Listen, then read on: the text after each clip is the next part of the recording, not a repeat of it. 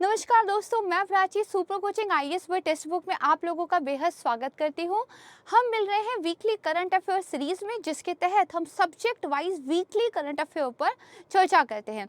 आज का जो वीडियो है वो साइंस एंड टेक्नोलॉजी पर बेस होने वाला है। इससे पहले के जो वीडियोस हैं वो ऑलरेडी अपलोड हो चुके हैं। आप प्लेलिस्ट में जाके देखेंगे, आपको वीडियो मिल जाएंगे, वहाँ से आप जो है देख सकते हैं। तो इस तरीके से आपका वीकली जो एक करंट अफेयर है वो प्रिपेयर होता रहेगा। ये सब्जेक्ट वाइज है, तो आपके लिए सब्जेक्ट वाइज पढ़ना आसान भी होता है एंड देन रिवीजन करना भी आसान होता है।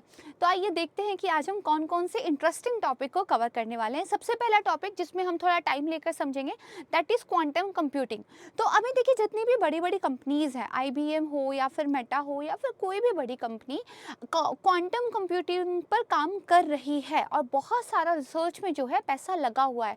क्वांटम कंप्यूटिंग एक्चुअली उन सारी चीज़ों को हमारे लिए खोल देता है जो अगर हम एक कन्वेंशनल कंप्यूटर की बात करें उसके द्वारा संभव नहीं थी।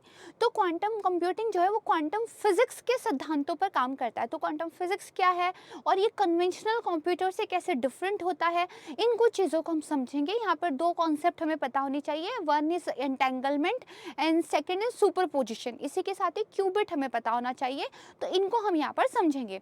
दूसरा जो टॉपिक है वो है ओड रेडियो सर्कल्स। ठीक है, तो ओड रेडियो सर्कल्स देखिए, दरअसल पहले क्या था, अब से कुछ सालों पहले हमारे पास जो रेडियो टेलीस्कोप्स थे वो नहीं थे, जो थे तो बहुत अच्छे क्वालिटी के नहीं थे। तो अब जाके हमने करीब 2019 में पहली बार ये एक बहुत ही जो विचित्र सा फिनोमिना है, अगर एस्ट्रोनॉमी की बात की जाए, उनको जो है डिटेक्ट किया है। तो हमें ये पता लगाना था कि ये जो अजीब सी एक चीज़ है, ठीक है, जिसके बारे में हम पढ़ेंगे, ये आती कहाँ से है। तो अब फाइनली जो है इसके सोर्सेस को लेकर कुछ खोज हुई है, इसीलिए न्यूज़ में था। इस तरह के टॉपिक से प्रीलिम्स में क्वेश्चन ऐसा बनता है, जैसे आपको एक टर्म दे देंगे, देन 4 स्टेटमेंट में जो है उसका जो मीनिंग होता है वो दे देंगे, देन आपसे पूछा जाता है कि ये जो टर्म है इनमें से किस चीज़ से रिलेटेड है। तो अगर आपको पता है तो आप बहुत आसानी से आंसर कर सकते हैं। देन इसके बाद देखिए, जो बेसिकली पीपल का पेड़ होता है, या फिर आप कहें कि जो बरगद का पेड़ होता है, उनकी बहुत लंबी उम्र होती है। जैसे कहा जाता है कि बरगद का जो पेड़ है वो 150 से 200 सालों तक सर्वाइव कर सकता है, पीपल का पेड़ तो और भी ज़्यादा। तो ऐसे कौन से वो जीन हैं जो उनको इतना लंबे टाइम तक सर्वाइव करने में हेल्प करते हैं। तो उन जीन्स को जो है आइडेंटिफाई कर लिया है, तो इसके बारे में हम यहाँ पर पढ़ेंगे। हमारी जो बॉडी है वो पूरी कंट्रोल होती है हमारे जेनेटिक स्ट्रक्चर के अकॉर्डिंग। अगर हमारा जेनेटिक स्ट्रक्चर इस तरह का है कि हम अपने इन्वायरमेंट के साथ जो है अडेप्ट कर पाते हैं, ठीक है, एटमॉस्फेयर के साथ जो भी चेंजेस हो रहे हैं उनके साथ अडेप्ट कर पाते हैं, तो उसमें हमारे जीन्स ही हमें हेल्प करते हैं। और जितना बेटर तरीके से हम अडेप्टेशन कर पाते हैं उतना बेटर हम सर्वाइव कर पाते हैं। ठीक है, तो इसको थोड़ा सा हम यहाँ पर समझने की कोशिश करेंगे। देन इसके बाद मैमेलियन इवोल्यूशन, इसके बारे में एक न्यूज़ आई थी। दरअसल आप मानेंगे कि पूरी दुनिया पहले एक ही बड़ा ब्लॉक था, वो ब्लॉक आपस में टूटकर जो है दो लैंड में डिवाइड हो गया। एक को गोंडवाना बोलते हैं, एक को लोरेशिया बोलते हैं।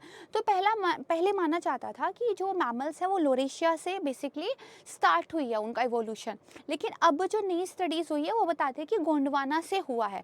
तो इनके बारे में थोड़ा सा हम यहाँ पे समझेंगे। देन इसके बाद एक स्टेम सेल्स का यूज़ करके पहला जो है ऑपरेशन हुआ है। तो स्टेम सेल होते क्या हैं और स्टेम सेल जो है मेडिकल, अगर हम साइंस की बात करें तो कैसे रिवॉल्यूशन ला सकते हैं, इस पर हम थोड़ी सी चर्चा करेंगे। आइए शुरुआत करते हैं अपने पहले टॉपिक के साथ। इसी के साथ मैं आपसे रिक्वेस्ट करना चाहूँगी, अगर आप हमारे चैनल पर नए हैं तो प्लीज़ चैनल को सब्सक्राइब ज़रूर कर लीजिएगा, और अगर ये वीडियो आपको अच्छा लगता है तो उसको लाइक ज़रूर कीजिएगा। और ये सारा करंट अफेयर आपके एग्जाम पॉइंट ऑफ व्यू से बहुत इंपॉर्टेंट है, तो इनको प्लीज़ जो है लगातार आप देखिएगा। ठीक है, सबसे पहला क्या है, क्वांटम कंप्यूटिंग। थोड़ा समझने का प्रयास करते हैं। जो हमारे ट्रेडिशनल कंप्यूटर्स हैं, फॉर एग्जांपल माय लैपटॉप्स और अदर पावरफुल कंप्यूटर्स, जो कि कन्वेंशनल कंप्यूटर्स हैं, वो बिट पर काम करते हैं। बिट का मतलब है कि वो एक टाइम पर एक ही जो है चीज़ हो सकते हैं, जैसे 0 और 1। करेक्ट है, तो या तो ट्रांजिस्टर ऑफ होगा तो हमारा 0 आउटपुट आता है, या तो ट्रांजिस्टर ऑन होगा तो हमारा 1 आउटपुट आता है। जितनी भी इंफॉर्मेशन होती है उसको इसी 0 और 1 के फॉर्मेट में जो है स्टोर किया जाता है, प्रोसेस किया जाता है। करेक्ट है, लेकिन यहाँ पे क्या कुछ लिमिटेशन हो गई, क्योंकि आप एक टाइम पे सिर्फ एक ही चीज़ हो पा रहे हो, या तो आप 0 हो पा रहे हो या तो आप 1 हो पा रहे हो। करेक्ट है, तो ये हमारी क्या है, नॉर्मल बिट है, कंप्यूटर की बिट है। अगर मान लीजिए कुछ ऐसा तरीका हो जाए कि आप एक टाइम पर ज़ीरो भी हो पाओ और वन भी हो पाओ, ठीक है, एक टाइम पर आप एक क्या कर लो, एक ऐसी स्टेट को हासिल कर लो जिसमें आप एक ही टाइम पर जितनी भी पॉसिबल स्टेट हो सकती है ज़ीरो और वन के बीच में, उन सब को आप रिप्रेजेंट करो। तो now we have so many ways to represent the information, now we have a very different situation, क्योंकि यहाँ पे हम एक बार में एक ही चीज़ हो पा रहे थे और यहाँ पे हम जितनी भी पॉसिबल चीज़ें हो सकती हैं वो सब हो पाते हैं। तो सुपर कंप्यूटर इस वाले सिद्धांत पर काम करते हैं, ठीक है। और डिटेल में समझेंगे, मैं आपको एक बेसिक बता रही हूँ। तो इनको जो बोलते हैं, इनको बोलते हैं क्यूबिट्स, राइट। क्या बोलते हैं? क्यूबिट। तो अगर कभी आपको क्वेश्चन आता है कि क्यूबिट कहाँ पे यूज़ होती है, तो जो आपके क्वांटम कंप्यूटर होते हैं वहाँ पर ये यूज़ होती है, ठीक है। थोड़ा सा और समझने की कोशिश करते हैं। देखिए, जो हमारी एक्चुअली पुरानी भौतिकी थी उसमें माना जाता था कि जो मैटर है वो आपका किसी एक स्टेट में ही हो सकता है, ठीक है।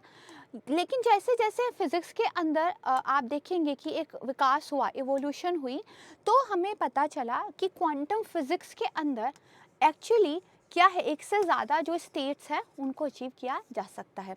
इसी क्वांटम फिज़िक्स के सिद्धांतों पर विकास हुआ हमारे क्वांटम कंप्यूटर का। अब क्वांटम कंप्यूटर में देखिए क्या होता है, जो हमारे बेसिकली सब एटॉमिक पार्टिकल्स होते हैं। सब एटॉमिक पार्टिकल्स का मतलब क्या है? जैसे इलेक्ट्रॉन, ठीक है।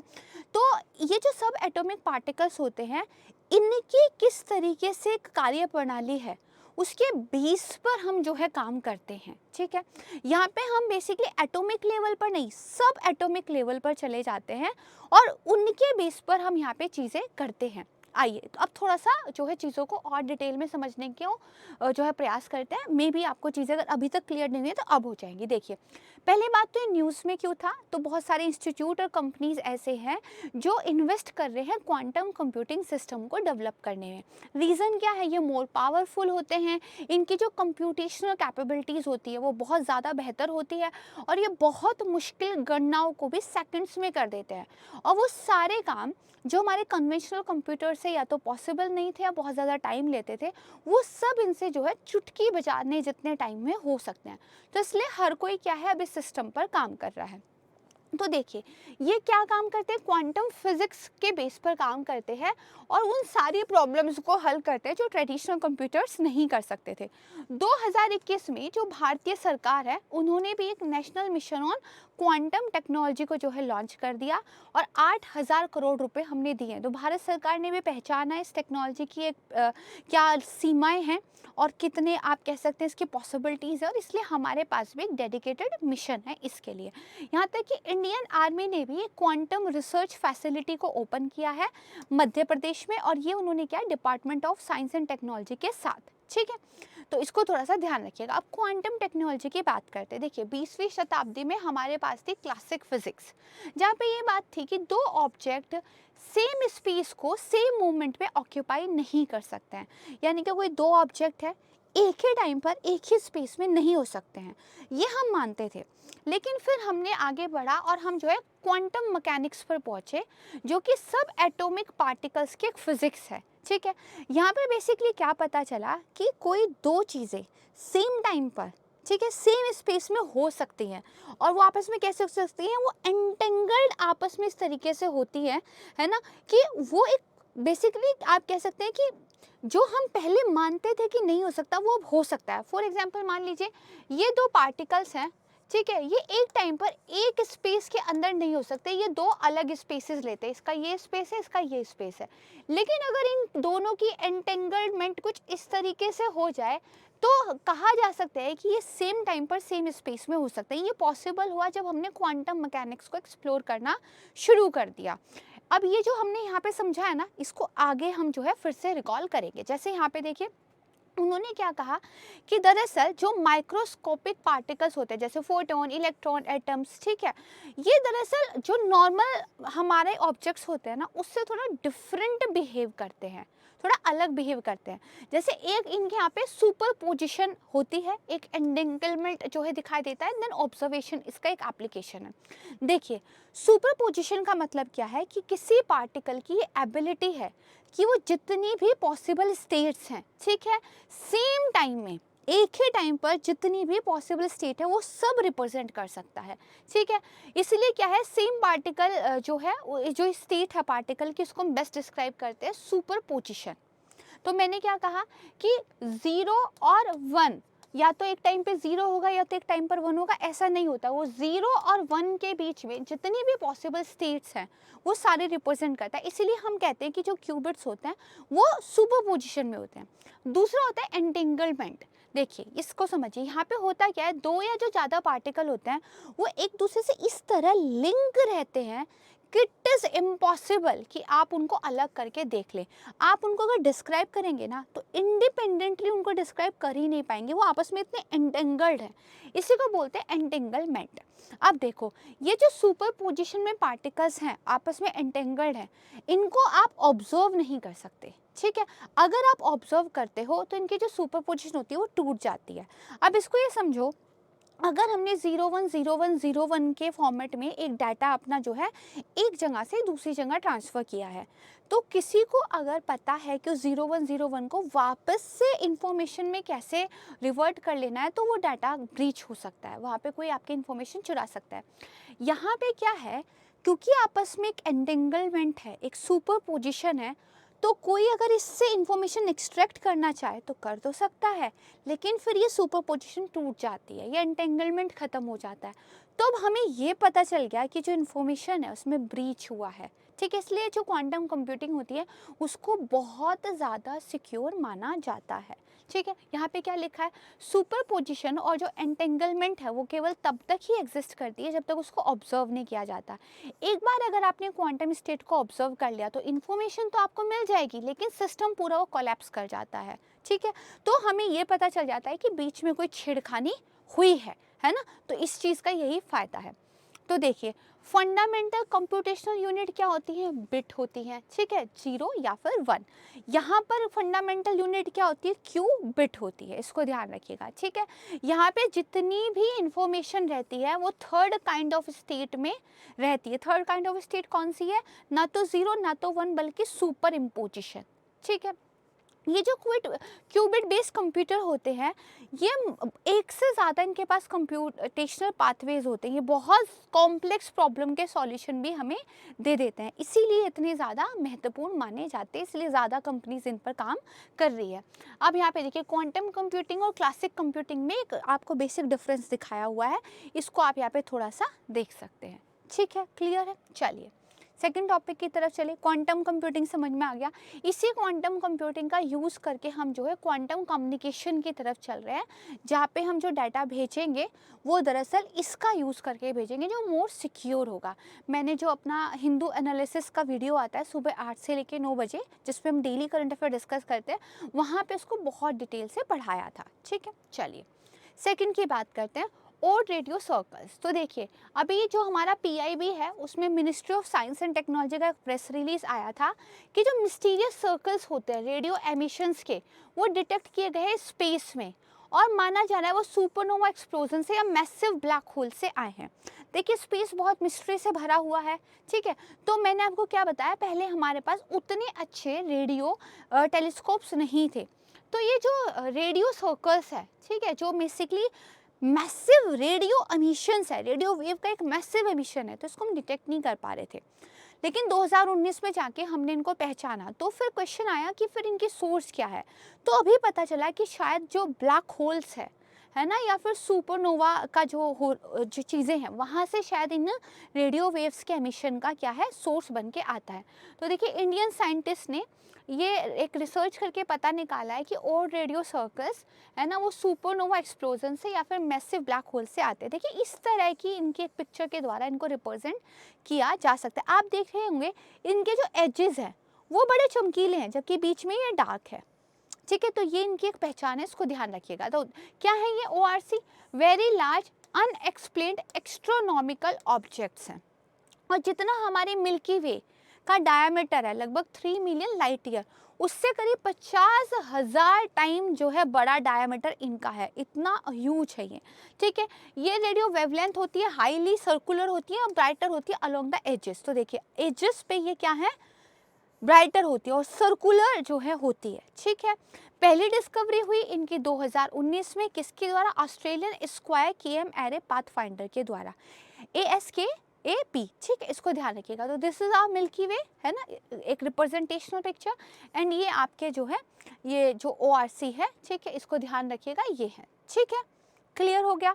तो अगर कभी आए कि ORC क्या है, तो अब आपको पता होगा कि मैसिव, है ना, अनआइडेंटिफाइड टाइप के एक एस्ट्रोनॉमिकल ऑब्जेक्ट है, रेडियो वेव्स का ह्यूज एमिशन टाइप से, सर्कुलर होते हैं, एजिस पर ब्राइट होते हैं, करेक्ट, दैट्स इट। चलिए अब बात करते हैं अपने थर्ड टॉपिक की, long life span gene identify. भाई लंबी उम्र तक कैसे जिंदा रहा जाए, इसके लिए रिस्पॉन्सिबल जो जीन है वो पहचान लेंगे, तो कल को हो सकता है कि मनुष्यों को भी लंबी लाइफ जो है जीने का एक तरीका यहाँ से मिल जाए। तो देखिए, gene responsible for long life span of Baniyan and people tree identified. तो जो रिसर्चर्स है Indian institute of science education and research IISER Bhopal के, उन्होंने जीनोम सीक्वेंसिंग की थी पीपल की और बानियान ट्री की, ठीक है, और वहाँ पे उनको क्या है, ये वाले जीन जो है आइडेंटिफाई हुए हैं। तो जो आपका ये बनियान है उसमें 17 जीन ऐसे मिले हैं, पीपल के अंदर 19 ऐसे जीन मिले हैं जो क्या दिखाते हैं, अडप्टिव इवोल्यूशन, ठीक है, उसके साइंस दिखाते हैं। तो बात उठती है अडप्टिव एवोल्यूशन क्या है। अच्छा एक बात बताइए, चिड़िया उड़ पाती है क्योंकि उसकी हड्डियां बहुत हल्की हैं, होलो हैं, राइट। जिराफ जो है ऊंचे ऊंचे पेड़ों से खाना खा पाता है क्योंकि उसकी गर्दन लंबी है। तो होता क्या है, जब लाइफ में आप सरवाइव कर रहे होते हो तो आप एक पॉजिटिव चॉइस करते हो कि इस बॉडी के लिए क्या अच्छा है, उस चीज़ को आप अडप्ट करते हो। जब आप रिप्रोडक्शन करते हो तो उन पॉजिटिव चॉइसेस को आप नेक्स्ट जनरेशन में ट्रांसफ़र कर देते हो। जीन ने वो एक अच्छी बात जो आपके लिए बढ़िया थी, आपके जीवन के लिए अच्छी थी, वो ट्रांसफ़र कर दी अगली पीढ़ी में। तो एक अडप्टिव क्या है, इवोल्यूशन है, ठीक है। तो चिड़िया की हल्की हड्डियाँ थी, वो आगे वाली सारे स्पीसीज में, सारी पॉपुलेशन में, सारे रिप्रोडक्शन में ट्रांसफ़र होती चली गई। ये अडप्टिव इवोल्यूशन है, करेक्ट है। कई बार गलत म्यूटेशन मिल जाता है तो बीमारी भी चली जाती है। जेनेटिकली बीमारियां क्या होती हैं कि भाई पेरेंट में से किसी को जो है कुछ प्रॉब्लम थी, वो बाद में बच्चों को भी चली गई, है ना, वो एक अच्छी। अडप्टिव एवोल्यूशन का मतलब क्या है, आपने किसी चीज़ के साथ रहना सीखा था, अडप्ट किया था, आपने अनुकूलन की क्षमता जो है वो एक्वायर की थी, अब वो जो है इवोल्यूशन उसका हुआ है, वो आने वाली पीढ़ी में चली गई है। तो पता चला है कि कुछ 17 जीन तो ऐसे बरगद के पेड़ में हैं और कुछ 19 जीन ऐसे पीपल के पेड़ में हैं जिसमें मल्टीपल साइन है अडप्टिव एवोल्यूशन के, और यही इनके जो लॉन्ग टाइम सर्वाइवल है उसके लिए क्या है, रिस्पॉन्सिबल है। और ये किससे रिलेटेड है, ये जो फिकस स्पीसीज है उससे रिलेटेड है। तो देखिए जो फिकस रिलीजियोसा है ये है क्या, जो सैक्रेड फिग होती है उससे रिलेटेड है। नेटिव है ये इंडियन सब कॉन्टिनेंट एंड इंडो चाइना के। जस्ट एक्स्ट्रा इन्फॉर्मेशन कभी काम आ जाती है पेपर में, ध्यान रखिएगा। अब देखिए बनियान ट्री की अगर बात करें तो 200 से 500 साल तक की इसकी लाइफ होती है। पीपल के बारे में तो कहा जाता है कि ये तो 250 साल तक जिंदा रह सकता है, I'm sorry 2500 साल तक जिंदा रह सकता है, सर्वाइव कर सकता है। अब देखो ये जो जीन्स है ना, इनकी वजह से हमने देखा गया इनके रूट्स में, इनकी टहनियों में कुछ ऐसे एडेप्टिव मैकेनिज्म हो गया है जिससे जो है ये इन्वायरमेंट के अंदर सर्वाइव कर पाते हैं। उसी सर्वाइवल रेट की वजह से इनकी इतनी लंबी लाइफ होती है। जैसे लीव का फॉर्मेशन कैसे होगा, रूट की डेवलपमेंट, रिप्रोडक्शन, मेटाबॉलिज्म, इन सब से बेसिकली पूरा का पूरा मैकेनिज्म रिलेटेड है, ठीक है, यहाँ पे ध्यान रखिएगा। फिर उन्होंने कहा डिजीज रेजिस्टेंस जीन फैमिली जो है वो भी यहाँ पर दिखाई दी है। तो बीमारियों से लड़ने की क्षमता आपके अंदर ज़्यादा होगी तभी आप लंबा जी पाएंगे, राइट। तो वो भी था। तो यहाँ पे फिर बताया गया है कि जो बेसिकली 19 MSA में से 17 जो MSA में हैं वो जो है स्ट्रेस टॉलरेंस एक्टिविटीज़ के साथ आप कह सकते हैं संबंध रखते थे। देखो 19 हमें ऐसे मल्टीपल साइन मिले अडप्टिव जो है एवोल्यूशन के पेड़ के अंदर। उस 19 में से 17 ऐसे हैं जो किस लिए रिस्पॉन्सिबल है, स्ट्रेस टॉलरेंस एक्टिविटी। अब देखो स्ट्रेस टॉलरेंस एक्टिविटी, बाहर का तापमान बहुत बढ़ जाए तो क्या हम सर्वाइव कर पाते? नहीं। बाहर का तापमान बहुत ठंडा हो जाए तब भी हम सर्वाइव नहीं कर पाते। पानी की कमी हो जाए तो ये सारी चीज़ें हमारी बॉडी पे क्या स्ट्रेस देती हैं। इस स्ट्रेस को जितना टॉलरेंट हम कर पाते हैं उतना बेटर हम सर्वाइव कर पाते हैं। तो आप देखो इन जीन्स के अंदर ये जो है एक क्षमता देखी गई है, ठीक है। तो ये चीज़ थोड़ी सी यहाँ पे ध्यान रखिएगा। क्लियर हो गया। ये यहाँ पे आप फोटोज़ के द्वारा भी चीज़ों को थोड़ा सा देख सकते हो। क्लियर है। फोर्थ टॉपिक की तरफ चलते हैं, मैमिलियन इवोल्यूशन। देखिए यहाँ पे आता है Gondwana well spring of mammalian evolution not Laurasia. एक रिसर्च ने ये बताया है। तो सबसे पहले तो यहाँ पे आते हैं। देखिए पहले ना ये पूरा जो ये है एक पूरा क्या था, एक पैंजिया था, ठीक है। पेंजिया फिर धीरे धीरे दो हिस्सों में बटा, जिस नॉर्थ वाले को लोरेशिया बोला जाता है, साउथ वाले को गोंडवाना बोला जाता है। देन ये फर्दर डिस्ट्रीब्यूट हुआ और इससे फिर दुनिया जो है बनी इक्वेटर के ऊपर और इक्वेटर के नीचे। फॉर एग्जाम्पल देखिए ये पूरा का पूरा एक पेंजिया है, करेक्ट है। ये पे तिथिस ओशियन है। लोरेशिया और गोंडवाना देखिए यहाँ पे फिर डिवाइड हो गए, ठीक है। फिर यहाँ पे देखेंगे north America, south America, Africa, Eurasia, ये धीरे धीरे बना, एक मॉडर्न वर्ल्ड बना। कहा जाता है पूरा पहले ऐसे था, फिर धीरे धीरे धीरे ये ऐसा बना है। तो ऊपर का हिस्सा लोरेशिया है, नीचे का हिस्सा गोंडवाना है। ये अब क्लियर हुआ। तो न्यूज़ क्या थी? न्यूज़ ये थी कि जो मैमल्स हैं वो शायद गोंडवाना से इवॉल्व हुए हैं, ठीक है। जो कि क्या है, सुपर कॉन्टिनेंट जो था पेंजिया उसका एक हिस्सा है ना। और फिर इसमें बताया गया कि जो हमने फॉसिल्स की स्टडीज़ की है ना, कहाँ से, मेडागास्कर से, साउथ अमेरिका से, इंडिया से, उन स्टडीज़ के बेस पर हम जो है इस कंक्लूजन पर पहुँचे हैं। देखो जब पेंजिया ब्रोकअप हुआ तो एक नॉर्दर्न कॉन्टिनेंट बना जिसमें नॉर्थ अमेरिका, यूरेशिया वगैरह अलग हुए। एक साउदर्न कॉन्टिनेंट बना जिसमें Antarctica, India, south America, Australia, Africa बना, ठीक है। तो जो लार्ज नॉर्दर्न कॉन्टिनेंट बना उसको लोरेशिया कहते हैं, साउदर्न वाले को गोंडवाना कहते हैं। आपकी ज्योग्राफी का ये सिलेबस का एक हिस्सा बनता है। क्लियर हो गया इतना। अब देखिए मैमल्स के बारे में देख लेते हैं। कुछ आपके जो है मोनोट्रिमस होते हैं जो बेसिकली अंडे देते हैं, ठीक है। एग लेइंग मैमल्स ये आपके होते हैं। उसके बाद आपके कुछ जो है मॉर्सिपल्स होते हैं। यहाँ पे बेसिकली क्या होता है, जो आपका बेबी होता है वो कम्प्लीटली डेवलप्ड नहीं होता जब जन्म लेता है, तो उसको इस तरह पॉकेट्स के अंदर जो है रखते हैं, तब जाके बेबी कम्प्लीटली डेवलप होता है। एंड देन आपके प्लासेंटा वाले होते हैं जिनका जो बच्चे हैं वो गर्भनाल के द्वारा विकास अपना लेते हैं, फिर उनको फर्दर सब क्लासीफाई किया गया है, ठीक है। क्लियर हो गया।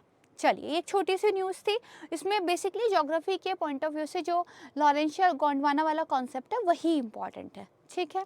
चलिए बात करते हैं अपने लास्ट टॉपिक की तरफ। दुनिया का पहला ऑपरेशन हुआ है स्टेम सेल्स को यूज़ करके। स्टेम सेल्स क्या होते हैं? देखिए 2 टाइप्स के सेल्स जो है हमारी बॉडी के अंदर मिलते हैं, ठीक है। एक टाइप के सेल वो होते हैं जिनको उनका काम ऑलरेडी क्लासिफाई कर दिया गया। फॉर एग्जाम्पल स्किन सेल जो स्किन बनाते हैं, ब्लड सेल्स जो ब्लड बनाते हैं, ठीक है। तो ये क्या है, ये बेसिकली डिफाइन हो चुके हैं कि स्किन सेल क्या बनेगा, स्किन सेल ही बनेगा, करेक्ट है। एक होते हैं नॉन डिफाइन, ये ब्लैंक है, इनको आप किसी भी तरीके से यूज़ कर सकते हो। ये जो ब्लैंक है ना ये बड़े काम की चीज़ है। इससे स्किन सेल भी बन सकता है, इससे ब्लड सेल भी बन सकता है, इससे बोन मैरो भी बन सकता है, इससे आप कुछ भी बना सकते हैं। जब बच्चा डेवलप होता है, जब कंसीव होता है बच्चा, तो जो एम्ब्रायो बनता है वो एम्ब्रायो पहले एक सेल होता है, देन वो 2 सेल में डिवाइड होता है, देन वो मल्टीप्लाई होता है, देन उसके बाद हमारे धीरे धीरे टिश्यूज़ एंड ऑर्गन्स डेवलप होते हैं, करेक्ट। तब बेबी बनता है। तो जो एम्ब्रायो है उसके अंदर इसका मतलब ये पोटेंसी है, ये क्षमता है कि वो किसी भी चीज़ में बदल सकता है। तो जब हम बड़े हो जाते हैं तो हमारी बॉडी में ये डिफाइंड सेल काफ़ी होते हैं, है ना। लेकिन कुछ स्टेम सेल्स भी होते हैं। वो स्टेम सेल्स हमारे शरीर के अंदर जो टूट फूट होती रहती है उसकी मरम्मत करते हैं, कोई बीमारी होती है उसको ठीक करते हैं। जैसे अगर आपकी स्किन जल जाती है तो एक टाइम बाद वो रिपेयर हो जाती है ना, क्यों? क्योंकि आपकी स्किन के अंदर जो स्किन वाले सेल्स थे उन्होंने उसको क्या है, ठीक कर दिया है। तो जो डिफाइन है जिनका काम, एक तो वो सेल हो गए और एक आपके नॉन डिफाइंड सेल होते हैं जिनको बोलते हैं स्टेम सेल, ठीक है। इस स्टेम सेल में एक आपका मेन पेरेंट सेल होता है और इस पेरेंट सेल से आप जो है इसके जैसे ही बहुत सारे और सेल बना सकते हो जिनको आप डॉटर सेल बोलते हो, ठीक है। तो ये स्टेम सेल क्यों अद्भुत है? एक तो इस स्टेम सेल से और स्टेम सेल बना सकते हैं जिनको डॉटर सेल बोलते हैं। दूसरा, इन स्टेम सेल को आप किसी भी पर्टिकुलर सेल में डेवलप कर सकते हो। कल को अगर आपको हार्ट बनाना है वो बन सकता है, कल को किसी के दिल में कोई बीमारी थी उसको ट्रीट करने के लिए सेल बन सकते हैं। तो इसका बहुत अनोखा यूज़ हो जाता है। तो अभी देखिए इंग्लैंड में क्या हुआ, एक ऑपरेशन हुआ है जहाँ पे हमने स्टेम सेल यूज़ किए हैं और स्टेम सेल हमने प्लासेंटा से लिए थे, गर्भनाल से लिए थे। अब देखो स्टेम सेल को अगर बांटा जाए तो 4 टाइप में भी बांटते हैं, मोर टाइप में भी बांटते हैं, मेनली 3 टाइप में बांटा जाता है। इन 3 टाइप्स को याद रखना, ठीक है। पहला जो टाइप होता है वो आपका होता है बेसिकली जो किसी भी चीज़ में बदल सकता है। एनीथिंग, ठीक है, टोटी पोटेंट आप उसको बोलेंगे, वो किसी भी चीज़ में बदल सकता है, यहाँ तक कि अगर एम्ब्रायो से लिया है तो उसका बच्चा भी बन सकता है, ठीक है। तो ये तो एक टाइप हुआ। दूसरा जो टाइप होता है वो होता है आपका अडल्ट, ठीक है। अडल्ट, अडल्ट में भी दो टाइप होते हैं, ठीक है। अडल्ट में भी दो टाइप होते हैं, एक तो जैसे आपकी स्किन के अंदर से कोई सेल लेकर उससे आप स्किन से रिलेटेड कुछ भी चीज़ बना सकते हो, ब्लड से कोई सेल लेकर ब्लड से रिलेटेड कुछ भी चीज़ बना सकते हो। दूसरा होता है induced stem cell. Induced stem cell का मतलब क्या होता है, आपकी बॉडी से सेल लिया, लैब में उसको रिवर्स कर दिया और फिर रिवर्स में जाके उसको स्टेम सेल बना दिया, फिर फर्दर उससे कुछ भी बना लिया, ठीक है। तो ये वाली चीज़ है। तो वैसे इनको टोटीपोटेंट, मल्टीपोटेंट, प्लूरीपोटेंट, ओमनीपोटेंट, इन सब में भी डिवाइड करते हैं। That's a different concept. कभी आप साइंस डिटेल में पढ़ेंगे तो उसमें हम इन चीज़ों को देखेंगे। अभी आपको ये क्लियर होना चाहिए कि स्टेम सेल इतनी अनोखी चीज़ है कि वो अपने आप में तो मल्टीप्लाई होती ही होती है, इसके अलावा वो जो है दूसरे सेल्स भी बना सकती है। तो कोई भी टूट फूट हो रही है, कोई ऑर्गन डेवलप करना है, वो इससे हो सकता है। एम्ब्रॉयनिक स्टेम सेल का यूज़ करना प्रोहिबिटेड है, बाकी स्टेम सेल को यूज़ करना अलाउ किया गया है, ठीक है। तो देखिए ये क्या है, कोई भी स्पेशलाइज फंक्शन करने वाला दूसरे सेल आपस में बन सकते हैं। राइट कंडीशन में ये आपस में भी डिवाइड होते हैं, उनको डॉटर सेल बोलते हैं। ये जो स्टेम सेल स्केल फोल्डिंग होती है, इससे वस्कुलर सेल इनग्रोथ हो सकती है, ये घाव को भरने में काम आते हैं, रीजनरेटिव मेडिसिन इससे बन सकती है, बोन्स वगैरह को ट्रीट करने में, कार्टिलेज को ट्रीट करने में, ब्लड वेसल्स को ट्रीट करने में, नर्व डैमेज अगर हुआ है, स्किन अगर खराब हो, इन सब को ट्रीट करने में यूज़ हो सकता है, ठीक है। तो ये आप ध्यान रखिएगा। अब यहाँ पर देखिए ये आपके क्या है, सेल्स हैं जो हमने जो है पेशेंट से अलग किए हैं, इनको फिर हमने क्या है ट्रीट किया है और रीप्रोग्राम कर दिया है। रीप्रोग्राम करने के बाद ये बन गए हैं प्लूरीपोटेंट सेल। अब इससे ब्लड सेल भी बन सकता है, गट सेल भी बन सकता है, कार्डिक जो मसल सेल है वो भी बन सकता है। सेम यहाँ से देखो, अगर हमने प्लासेंटा से या फिर फिल्टर्ड फ्रॉम बोन मैरो से स्टेम सेल ले लिए, फिर उन स्टेम सेल को हमने जो दिल था जहाँ पे वो डैमेज था वहाँ पे अगर इंड्यूस कर दिया, फिर ये सेल नए ब्लड वेसल्स वगैरह बनाते हैं और जो हर्ट मसल्स है वो बनाते हैं और जो बीमारी थी वो ठीक हो जाती है। क्लियर हो गई चीज़ें। तो ये बेसिकली हमारे हाथ में एक ऐसी चाबी है जो किसी भी चीज़ को ठीक करने में हेल्प कर सकती है। अभी इस पर काफ़ी ज़्यादा रिसर्च का वगैरह चल रही है और अगर ये ढंग से सब कुछ हो जाता है तो मेडिकल साइंस में क्रांति जो है यहाँ पर आ जाएगी। करेक्ट है। तो आज के हमारे 5 टॉपिक साइंस एंड टेक से जो भी रिलेटेड थे वो आपको समझ में आएंगे, ये मैं उम्मीद करती हूँ। अगर आए हैं तो वीडियो लाइक कर दीजिएगा। नाउ आपके लिए प्रैक्टिस क्वेश्चन है, मैं साइड हो जाती हूँ, you can take a screenshot of it. आपको जो है इसका आंसर निकालने का पूरा जो है प्रयास करना है, देन कमेंट सेक्शन में आप प्लीज़ अपने आंसर को पोस्ट कीजिएगा, ठीक है। Now this is the second question जो मैमल से रिलेटेड पूछा हुआ है, ठीक है। तो इसका भी आप आंसर देने का ट्राई जो है कीजिएगा। And as my PPT says stay tuned to us, और हम ऐसे ही पढ़ते रहेंगे, अच्छे अच्छे जो है करंट अफेयर के वीडियोस आपके लिए लाते रहेंगे ताकि एग्जाम में कम से कम करंट अफेयर को लेकर आपको मॉक्स मिल जाए। तो डेली करंट अफेयर का वीडियो आता है सुबह 8 से 9 बजे, and then weekly current affair आता है शाम को 5 बजे। दोनों वीडियो डेली बेसिस पे कीजिए, आपका करंट अफेयर पूरा हो जाएगा। थैंक यू सो मच, नमस्कार, जय हिंद।